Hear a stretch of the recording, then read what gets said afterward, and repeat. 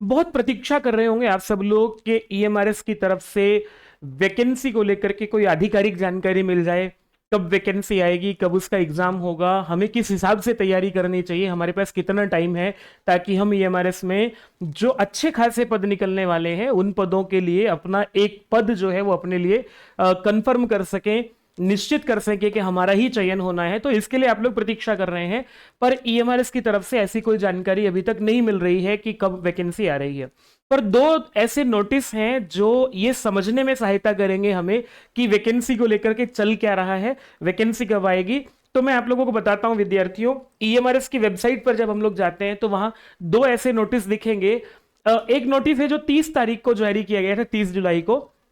ये नोटिस जो है वो ट्रांसफर के लिए ये नोटिस निकाला गया था। असल में क्या है कि ईएमआरएस में वैकेंसी को लेकर के प्रक्रिया चल रही है, लेकिन उस प्रक्रिया से पहले जो 2023 की वैकेंसी निकली थी उसमें लोगों को ज्वाइन करने का अवसर दिया गया था, और अलग अलग डेट पर जो है वो ज्वाइन करने का अवसर दिया गया था, पर बहुत सारे लोगों ने ज्वाइन नहीं किया है। लेकिन जिन लोगों ने ज्वाइन कर लिया है, अब वहां रह करके, सिस्टम में रह करके उन्होंने पता लगाया कि कौन सा ऐसा विद्यालय है जहां हमारे काम की सीट है, और लोगों ने अपने काम की सीट ढूंढ करके, क्योंकि सरकार को तो वहां रिक्रूटमेंट करनी ही है, नए किसी कैंडिडेट को वहां ज्वाइन कराना ही है, तो लोगों ने अपने स्तर पर यह करना शुरू किया कि जी फला जगह सीट खाली है, मेरी फला समस्या है, इस समस्या को ध्यान में रखते हुए जो है आप मुझे फला जगह पोस्टिंग दे दीजिए। और इसको लेकर के लोगों ने ईएमआरएस के ऑफिस में आकर के दिल्ली चक्कर लगाना शुरू किया। इसीलिए ईएमआरएस की वेबसाइट पर एक ऑफिशियली ये कहना पड़ा, देखो, all posted candidates are requested not to approach NESTS office for change of place of posting, क्योंकि लोग आकर के जो है वो दिल्ली ये कह रहे थे कि जी हमें हमारे काम की जगह दीजिए, और इसको लेकर के ईएमआरएस का नोटिस भी निकालना पड़ा था कि भाई कोई किसी की जगह हम नहीं बदलेंगे,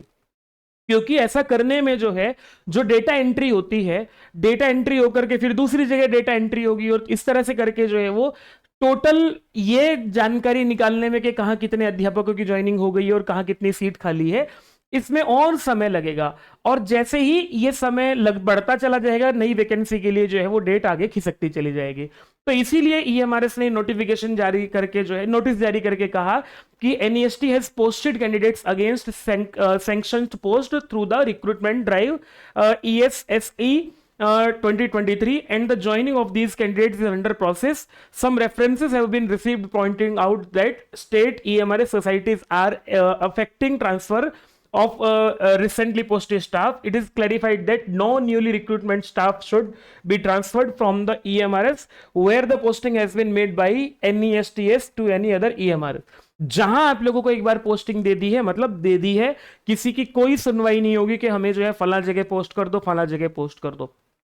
कारण क्या है, मैंने आप लोगों को बताया, एक जगह पोस्टिंग मिल गई तो फिर उसका डेटा वहां एंट्री हो गया, वो दूसरी जगह जाएगा तो दूसरी जगह फाइल जाएगी, और उसके कारण से वैकेंसी जो है वो उसकी कैलकुलेशन, एक्चुअल कैलकुलेशन करने में टाइम लगेगा। 1 अगस्त को फिर नोटिफिकेशन निकाला है, एक और नोटिफिकेशन निकाला है। इससे हमें पता लगता है कि ये हमारे इसकी वैकेंसी को लेकर के हो क्या रहा है। असल में जो नई वैकेंसी निकलेगी उसमें 2023 के जो बचे हुए पद हैं उनको भी काउंट किया जाएगा, क्योंकि अभी सारे ईएमआरएस जो है वो फंक्शनिंग में नहीं है, सारे के सारे 740 के 740 ईएमआरएस विद्यालय जो है वो पूरी तरह से अभी कार्य नहीं कर रहे हैं। तो जितने कार्य कर रहे हैं उनके लिए मैक्सिमम पोस्ट देखना कि भाई कहां कितनी सीट है, उसके हिसाब से नई वैकेंसी निकलेगी। तो जिन लोगों ने पुरानी वैकेंसी में ज्वाइन नहीं किया है उनके कारण नए नोटिफिकेशन में डिले हो रहा है। उनको 2-3 बार जो है वो चांस दिया गया था, उनको जो है वो 1 जून को, 6 जून को, 16 जून को अलग अलग डेट पर जो है नोटिफिकेशन जारी करके चांस दिया गया था। अब इसी में एक फाइनल चांस ये दिया है कि